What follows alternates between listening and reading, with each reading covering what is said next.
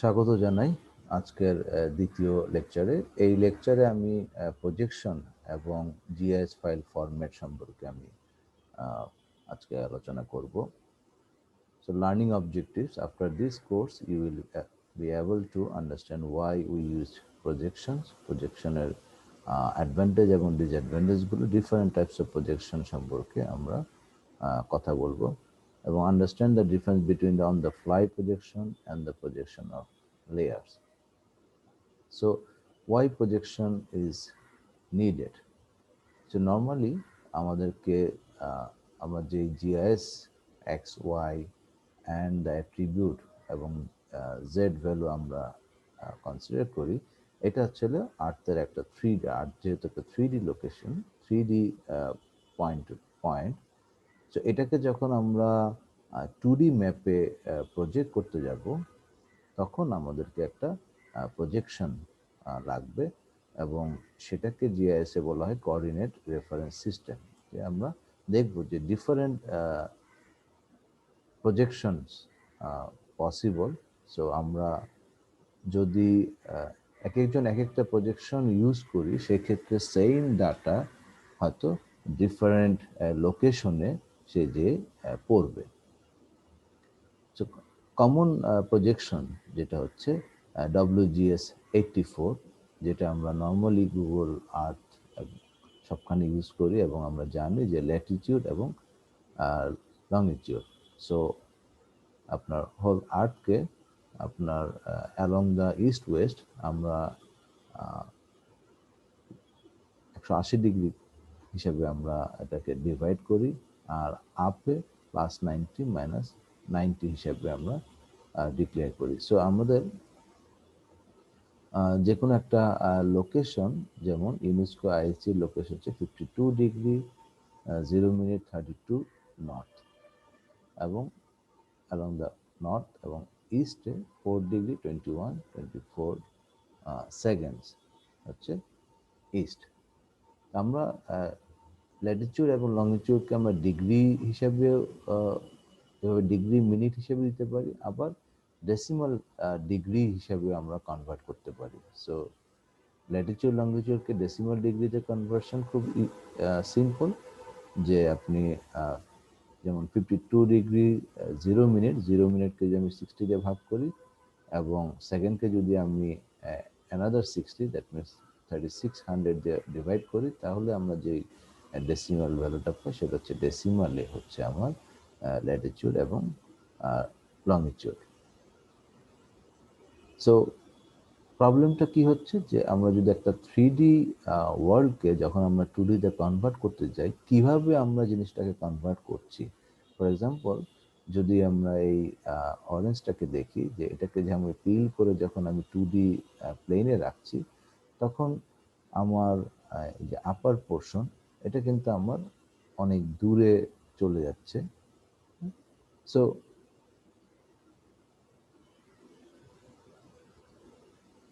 এখানে আমাদের প্রজেকশনের যদি এটা খেয়াল রাখতে হয় যে তার যে এরিয়া, তারপর তার যে ডিস্টেন্স, তার যে অ্যাঙ্গেল, এগুলো ডিস্টর্টেড হয়। সো এক একটা প্রজেকশন আসছে কেন, যে কোনো কোনো প্রজেকশনে আমরা কি আমার যে অরিজিনাল ডিস্টেন্স, সেই ডিস্টেন্সগুলোকে আমরা সেম রাখবো, অথবা আমার যে অরিজিনাল অ্যাঙ্গেল, সেই অ্যাঙ্গেলগুলোকে আমরা সেম রাখবো, অথবা আমার যে এরিয়া আছে সেই এরিয়াগুলোকে কি আমরা সেম রাখবো কিনা।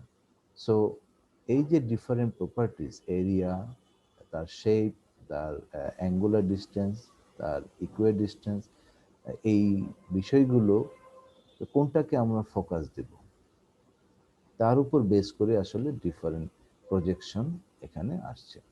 তো কমন প্রজেকশন হচ্ছে সিলিন্ড্রিক্যাল প্রজেকশন সিস্টেম, যেখানে আমরা আর্থকে একটা সিলিন্ড্রিয়াল অবজেক্ট হিসেবে চিন্তা করে দেন সেটাকে আমরা যদি পিল করি, সো এটাকে একটা সিলিন্ডার অবজেক্ট হিসেবে যদি এটাকে মাঝখানে আমি পিল করি, তাহলে আমরা একটা রেক্টেঙ্গেল পাবো, যেখানে আমার এই 3D অবজেক্টগুলো এই 2D অবজেক্টে মুভ করবে। কনিক্যাল প্রজেকশন, যেখানে আমরা আর্থকে একটা কনিক্যালের অবজেক্টের হিসেবে কনসিডার করব। দেন আমরা যদি এর মাঝখান বরাবর এটাকে পিল করি বা কাটি, তাহলে আমরা নতুন এক ধরনের 2D অবজেক্ট পাবো। সো এটা হচ্ছে আরেকটা ডিফারেন্ট প্রজেকশন। আরেকটা আমরা করতে পারি যে আমরা যদি আর্টটাকে যদি তার প্রত্যেকটা স্লাইস করি, তাহলে আমরা একটা অ্যাঙ্গুলার প্রজেকশন পাবো বা প্ল্যানার প্রজেকশন আমরা বলতে পারি। সো আমরা দেখি যে এক একটা প্রজেকশনের সুবিধা অসুবিধা কি।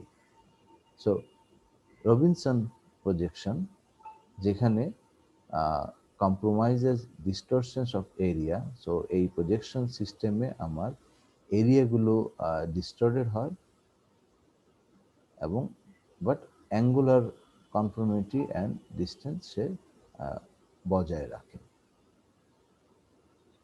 নেক্সট আমরা যেটা দেখলাম যে সিলিন্ড্রিক্যাল যদি আমরা করি, যে প্রজেকশন উইথ অ্যাঙ্গুলার কনফর্মিটি যদি আমরা রাখি, তাহলে দেখা যায় যে দূরের যে অবজেক্ট, যেমন যে অ্যান্টার্কটিকা, এটা এখান থেকে দেখতে পাচ্ছি অ্যান্টার্কটিকার সাইজ কিন্তু ছোট, কিন্তু যখন আমি এই এতে যাব তখন আমাদের অন্য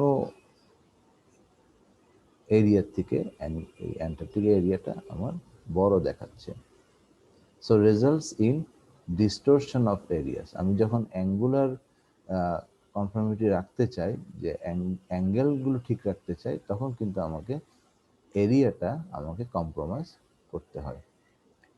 ইকুইডিস্টেন্স প্রজেকশন, যদি আমি একটা সেন্টার থেকে প্রত্যেকটা অবজেক্টের ডিস্টেন্স যদি আমি সেম রাখতে চাই, so maintains accurate distance from the centre of the projection or along given line.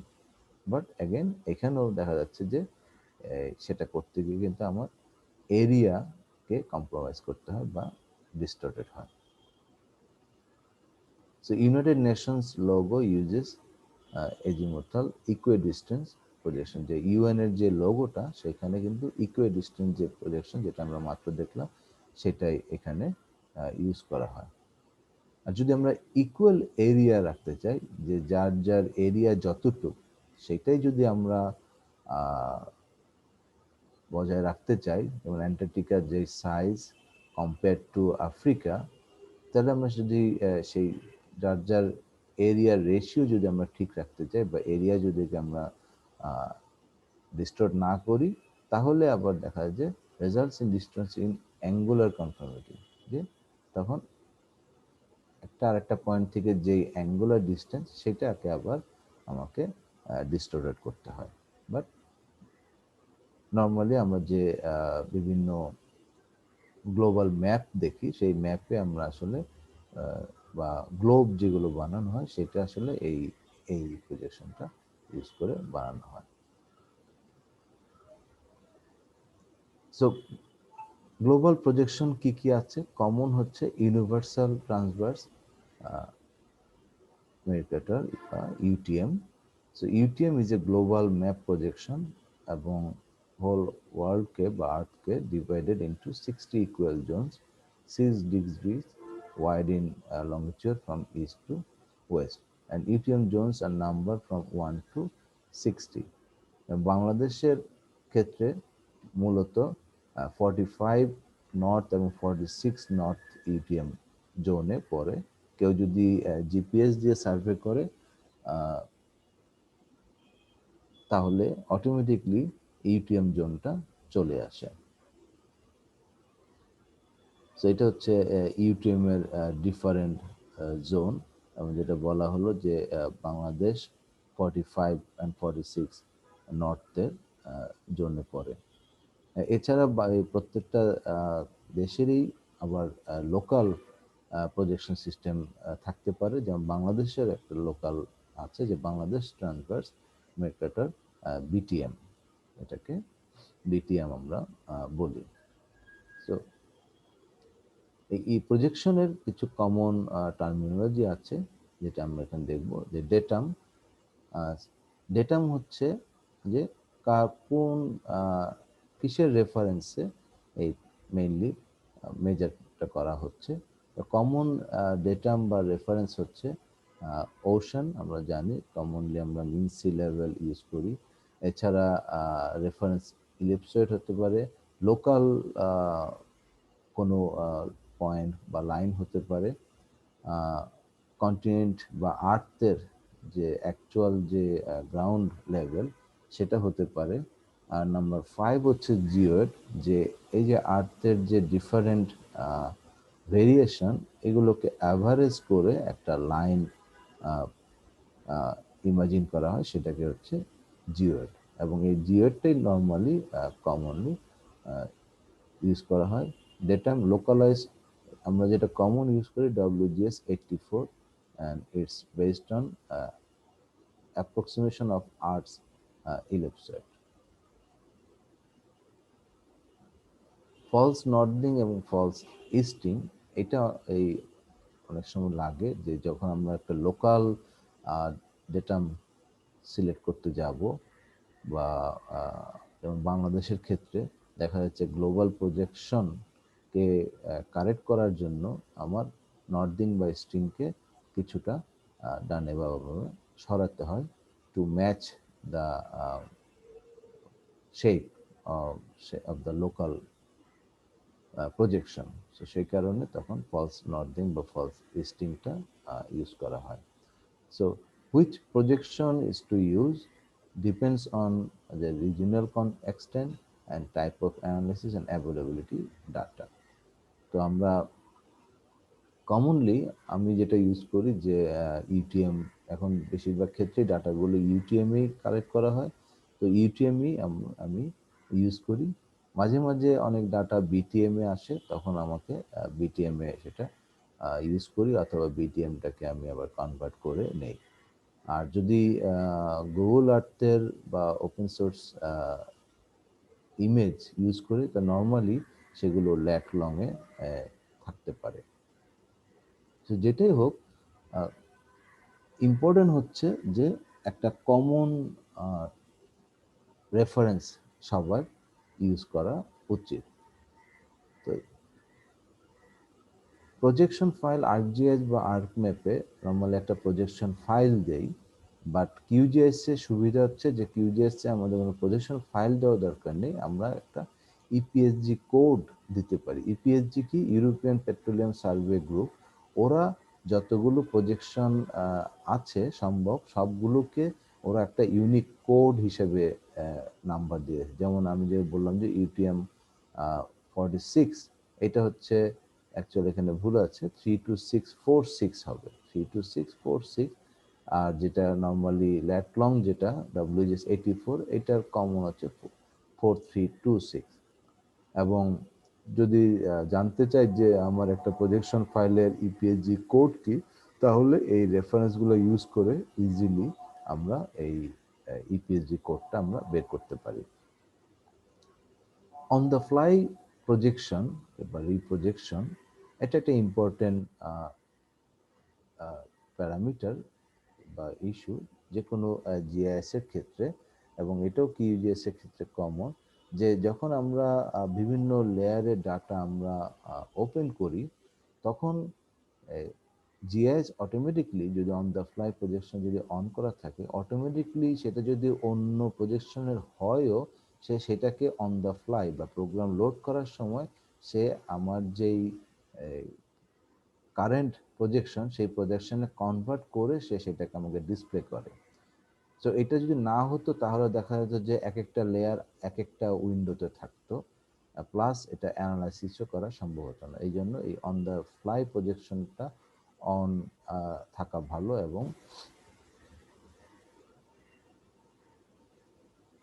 But একটা জিনিস মনে রাখতে হবে যে on the fly reprojection does not change the projection of the layer. Projection যেটা আমরা অরিজিনাল যে প্রজেকশন আছে ওইটাই থাকবে, কিন্তু ওইটা শুধুমাত্র আমাকে ভিজুয়ালাইজ করবে, দেখাবে আমার কারেন্ট লেয়ারে। আমি যদি চাই যে আমার যেই অরিজিনাল সোর্স লেয়ার প্রজেকশনটাকে চেঞ্জ করতে, তাহলে সেটাকে আমাকে রিপ্রজেক্ট করতে হবে। কিন্তু যদি আমি রিপ্রজেক্ট করে যদি সেভ না করি, তাহলে এটা আমার আগের বা সোর্সের প্রজেকশনেই রয়ে যাবে। তো প্রজেকশন সিস্টেমটা বা প্রজেকশনটা একটু জিআইএস এর ট্রিকি, বাট এটা জিআইএস নিয়ে যত কাজ করলে এটা অটোমেটিকলি আস্তে আস্তে এটা ক্লিয়ার হয়ে যাবে। তো সো কি কি হতে পারে যে আমার projection is known but projection is assign, so আমার কোনো কিছু প্রয়োজন নাই। অনেক সময় আছে যে projection is known but not assign, আমি লোড করলাম কিন্তু প্রজেকশন দেখাবে যে অ্যাসাইন করা না, তখন আমাকে এটা অ্যাসাইন করে নিতে হবে।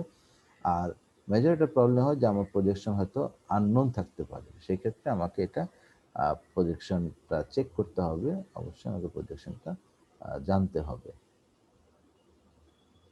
এখন আমি দেখাবো যে জিআইএস ডিফারেন্ট কি কি ফাইল ফরম্যাট আমাদের আছে। নর্মালি জিআইএস এর ডাটা হয় ভেক্টর ফরম্যাট বা ভেক্টর ডাটা এবং রাস্টার ফরম্যাট বা রাস্টার ডাটা।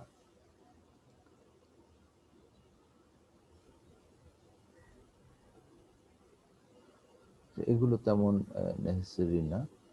কমন ভেক্টর ফরম্যাট হচ্ছে EC shape file. So vector ডাটার জন্য হচ্ছে শেপ ফাইল ডট এসএইচপি, এবং এটা হচ্ছে মেইন কমন শেপ ফরম্যাট। তার সাথে কিছু অ্যাসোসিয়েট ফাইল থাকে ডট এসএইচএক্স ডট ডিবিএফ, এগুলো অটোমেটিক জেনারেট হয়, এবং প্রজেকশন ফাইল। সো ইম্পর্টেন্ট হচ্ছে জিআইএসে জাস্ট আমি শুধু একটা ফাইল কপি করে ট্রান্সফার করলে, যদি আমি কাউকে দিতে চাই তাহলে শুধু একটা ফাইল দিলেই হবে না, আমাকে পুরো এই ফাইলগুলো সব একসাথে কপি করে আমাকে জিপ করে তারপরে কাউকে পাঠাতে হবে। শুধু একটা শেপ ফাইল পাঠাইলেই সে এটা ওপেন করতে পারবে না। সো ভেক্টর ডাটার জন্য এটা হচ্ছে আমার কমন ফাইল। সো এই জন্য বলা হয়েছে always copy all files, sharing only the shape file does not work. এছাড়া কমন যে কমা সেপারেটেড ভ্যালু, যদি আমার কাছে ডাটা থাকে টেক্সট ফরম্যাটে বা এক্সেল ফরম্যাটে, সেটাকে যদি আমি সিএসভি হিসাবে আমি সেভ করতে পারি, সেটাও আমার জিআইএসে ইম্পোর্ট করা যায়, এবং অ্যাট দ্য সেম টাইম এটা এক্সপোর্টও করা যায় সিএসভি ফরম্যাটে। তো সিএসভি ফরম্যাট সে হ্যান্ডেল করতে পারে। টিফ ফরম্যাট, তো যে কোনো রাস্টার ডাটা মূলত ট্যাগড ইমেজ ফাইল ফরম্যাট, এই হিসাবে রাস্টার ডাটাগুলো আমার সেভ হয়। এটার এক্সটেনশন টিএফডব্লিউ হিসাবে। এছাড়া আসে আস্কি ফরম্যাট, যে আমার রাস্টার গ্রিড ডাটাগুলো তার ভ্যালু এরকম 2x2 ম্যাট্রিক্স হিসাবে আস্কি গ্রিড ফরম্যাটেও সেভ করা হতে হবে, এবং সেটাকেও আমরা জিআইএসে ওপেন করতে পারি। সো ফাইল কনভার্সন, আমরা ফাইল রাস্টার থেকে রাস্টার কনভার্ট করতে পারি, ভেক্টর থেকে ভেক্টর করতে পারি, আবার রাস্টারাইজ, যে ভেক্টর ডাটা আছে সেখান থেকে রাস্টার করতে পারি, পলিগনাইজ বা রাস্টার থেকে আমরা ভেক্টর ডাটা করতে পারি, এবং জিআইএস ফাইল থেকে একটা জিও ডাটাবেস হিসাবে আমরা সেভ করতে পারি। আবার আমার যদি জিআই কোনো ডাটাবেস থাকে সেটাকে আমি জিআইএস ফাইল হিসেবে সেভ করতে পারি। এছাড়া এখানে যেটা উল্লেখ নাই যে আমরা অটোকেট ফাইল কেও আমরা জিআইএস এ ইম্পোর্ট করতে পারি, আবার জিআইএস ফাইলকেও আমরা অটোকেট শেপ ফাইল হিসেবে আমরা কনভার্ট করতে পারি। So you can save the state of your QGIS project in QQS. Current যেই ভার্সন সেখানে এটা হচ্ছে QQZ। সো আমরা যখন একটা QGIS ফাইল সেভ করব সেটা এক্সটেনশন হবে QQGIS। এটা আসলে তেমন কোনো কিছু ফাইল না, এটা শুধু জাস্ট একটা ফাইল, যে ফাইলে আমার বিভিন্ন লেয়ারের ইনফরমেশনগুলো শুধুমাত্র আমার অ্যাড করা থাকে। So be careful, the QGS or QGZ file does not contain the files. It only have the path of the file. So আমি যদি মেইন ফাইল, অরিজিনাল ফাইল যদি আমরা রিমুভ করে দিই তাহলে QGS এরর দিবে যখন একটা প্রজেক্ট ওপেন করি। এগুলো সবই আমি হ্যান্ডস অন বা ট্রেনিংয়ে আমি দেখাবো। জিআইএস ডাটা নিয়ে কাজ করতে গেলে মোস্ট ইম্পর্টেন্ট হচ্ছে আমি কিভাবে ফাইলগুলোকে আমি অর্গানাইজ করব, সেভ করব। সো কিছু এখানে সাজেশন আছে। Never save data on the desktop or in my documents, always একটা আলাদা ফোল্ডার খুলে সেখানে সেভ করাটা better. Better to have a separate partition for data, do not use spaces in folder এবং ফাইল নেম এবং ফোল্ডারে space use না করা ভালো, যদি প্রয়োজন হয় আন্ডারস্কোর ইউজ করা ভালো। আমি সবসময় আন্ডারস্কোর ইউজ করি। And keep file names intuitive. So do not use test one, test two, run one, run two. Always যত লম্বাই হোক ফাইল নেমটা, বাট সেভাবে রাখা ভালো। সো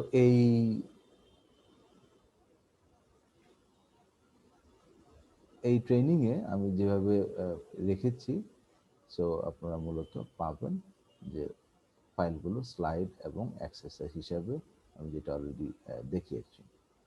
তো ধন্যবাদ সবাইকে।